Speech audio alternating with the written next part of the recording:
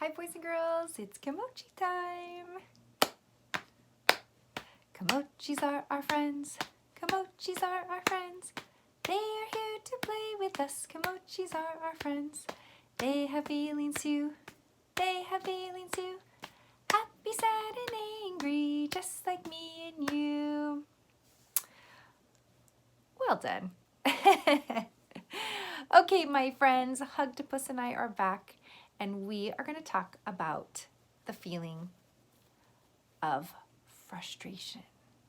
So, I want to talk to you about how do you feel when you're faced with something that's really hard?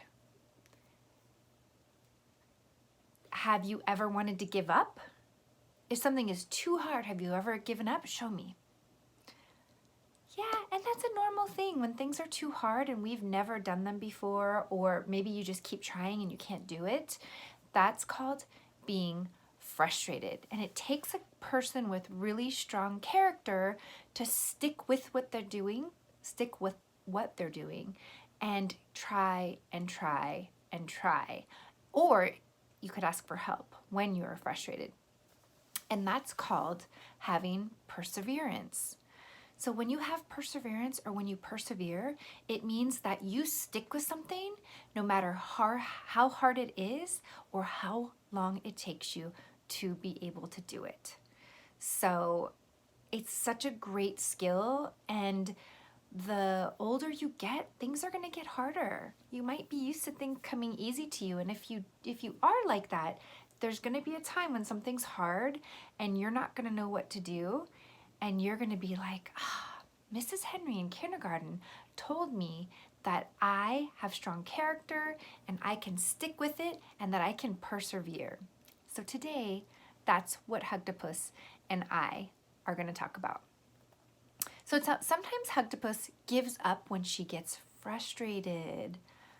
That's a hard to have feeling, huh, Hugtopus? So raise your hand if you've ever felt frustrated and you just gave up on something. Raise your hand. Yeah, I'm sure we all have. There are things that just make you feel so frustrated and then you just don't want to do it. And maybe you walk away and maybe you're able to come back and persevere. Or maybe you're just like, nope, I'm never going to do that again. It was just too hard. Well, when you give up on yourself, how does that feel? Yeah, it doesn't feel good. I don't like to give up on things. I like to try my best and always come back to it. Even if I do give up in the moment, I like to revisit it, come back and try it again, because I have good character and I know that if I keep trying and keep practicing, that I'll get it. Just like with my drawing, I'm getting better. I'm not going to give up. Okay, and then I want you to think of a time where something was really, really hard and you didn't give up. Then how did you feel? Yeah, you felt really accomplished. You feel good about yourself. Maybe you are in swimming class and you've been working really, really hard to get that ribbon. And each time you think you're so close and you don't get the ribbon. But you keep trying and you keep going to swimming class and you keep practicing and then you get the ribbon. How does that feel? Amazing, right? Or I can think about riding a bike. When you practice riding a bike for the first time, I remember watching my son. We were just watching, it was his birthday recently, you know this. So we were just watching some videos of him when he was little learning how to ride a bike. And he gets on the bike and he immediately falls off. And then we have, video of him continuing to practice and try. And then the minute he gets it, the joy that is on his face is amazing. It's just amazing. It's amazing. So it's normal to want to give up when you're feeling frustrated, but we can use positive self-talk when we are faced with hard things. And we've learned this. So during these frustrating moments, we can use positive self-talk to encourage ourselves to persevere, to keep going, to stick with it. And when we use negative self-talk, it just makes us more frustrated. If you tell yourself, oh, I can't do this, I'm never going to be able to do this, that doesn't help at all, because it's just going to make you more frustrated. So let's pretend that Hugtopus is frustrated. And let's say that Hugtopus is trying to do some hard math. Hugtopus is challenging herself, and she's trying to do some hard math. And I'm going to ask you if this is positive self-talk or negative self-talk. You ready? Okay. Ugh, this math is so hard. I'm so frustrated. Ugh, I just hate math. I'm never going to be good at it. Was that positive self-talk or negative self-talk? Yeah, it was negative. And do you think that what Hugtopus said is really true? Do you think she really hates math? No, we talked about that word and how we say that word, we hate something in the moment because we're so frustrated. But that doesn't help us at all. And it's not the truth. Sometimes these mean things come out of our mouths that we don't even mean to say or that aren't even true when we're mad or frustrated. And it's okay to have those feelings, but it's not okay to be mean or to say something mean to someone else when you're having that feeling. Okay, so let's try it again. Hugtopus is frustrated, and I know that we learned about seeing the bright side of things, and Clover is really good about that. Clover likes to look at the bright side of a situation. Even though you would think Clover's lucky, Clover just seems to have the worst luck. And so Clover tries to look on the bright side of things. So when we do positive self-talk, that's looking on the bright side also.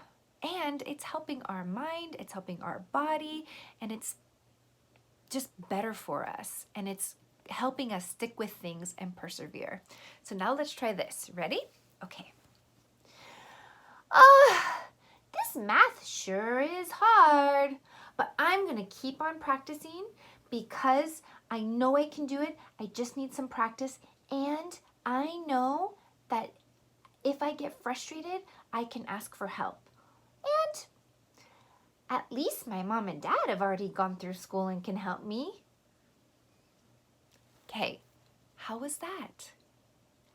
Did you notice that she stated that math was hard?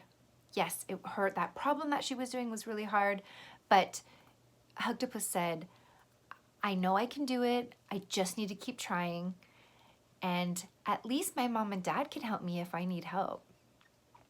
So that at least, we learned those at least words are really important. Or at least I can take a little break and come back to it. At least I have someone at my house that can help me. At least I can ask my teacher. So looking on the bright side and having that positive self-talk is the best thing that you can do when you want to stick with something and persevere. Whether it's something in school, whether it's something at home, whether it's maybe you're building this really hard Lego and you are so close, but there's one part that's just really frustrating you. Well, positive self-talk. And sometimes, because frustration is natural, sometimes you might just have to walk away from it for a little bit and then come back and try it again. And that's perfectly okay. That's not giving up. That's taking a little break and then trying again. And we know that that is always a good tool because you're not giving up. You're just taking a little break, walking away, and then returning back to it. So boys and girls, I hope you know that positive self-talk is not only good for your friends or your family, but it's good for yourself. Believe in yourself, stick with it, don't give up, don't give in. That's not who you are. We are kindergarten strong, And you are going to continue to be first grade strong and second grade strong all the way through college. And then you'll be adult strong. And that is going to be amazing. You're going to come back to me. And I'm going to be Granny Henry by the time you graduate college. But you're going to come back to me and you're going to say, Mrs. Henry, do you remember when Hugtopus taught me to persevere? I did it, and now I have this amazing job, and I'm so happy.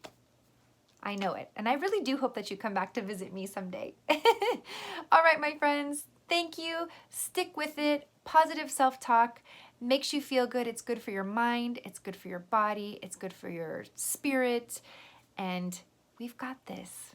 Take care, boys and girls.